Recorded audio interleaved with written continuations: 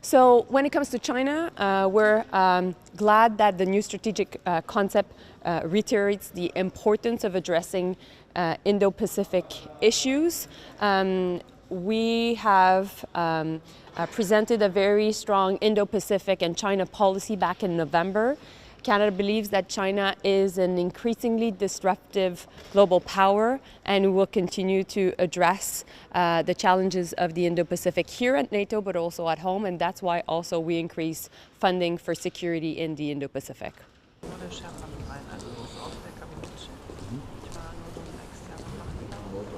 Well, of course, we followed very closely President Xi's visit to Moscow, and we are, of course, afraid that China will offer additional help for Russia and Russia's aggression against Ukraine. And I think it's very important that we have a common response to that. It will be today very important to listen also our Indo-Pacific friends and how they analyze the situation, what are their proposals. I think this NATO Indo-Pacific cooperation is important.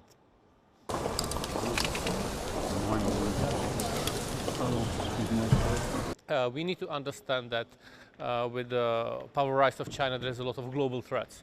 Speaking about AI, future technologies, dependence on trade, and we need to be very well aware of that. And would the situation get worse, we need to be ready to do political steps which will be independent from our side, from our point of view. So we need to be very well aware of that and be ready for that. And that will be the discussion we will have today, definitely about, and that's the position of Czechia, that's the position of our Indo-Pacific strategy we have.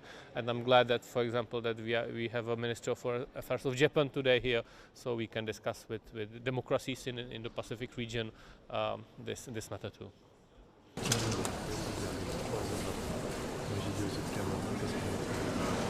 Well, we need to be very, I think, careful about this development, and it is for this reason that Sweden, as the presidency of the European Union, is now calling an Indo-Pacific ministerial meeting. A meeting between ministers of foreign affairs of the European Union and ministers from the Indo-Pacific region in Stockholm on the 13th of May.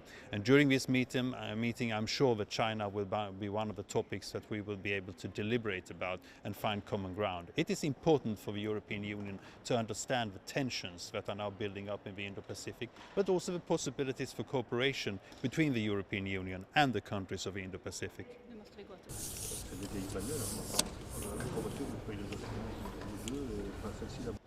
Right now the key focus is the war in Russia and Ukraine, and New Zealand's perspective is that China should use its influence on Russia to see a cessation of war, a withdrawal of troops, a return to internationally agreed boundaries in order for meaningful peaceful negotiations to commence between Russia and Ukraine.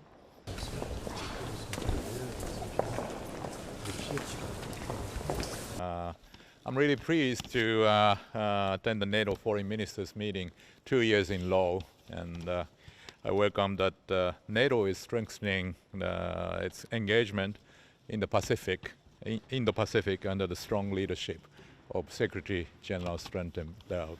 So I'm pleased that the Japan-NATO cooperation has been steadily progressing, such as Japan's contribution to NATO CAP Trust Fund after the successful visit of Secretary General Stoltenberg in Tokyo this January. So as the international community stands at a historical turning point, I would like to highlight the importance of Japan-NATO cooperation to uphold and strengthen the free and open international order and the rule of law, and to realize a free and open Indo-Pacific. Thank you very much.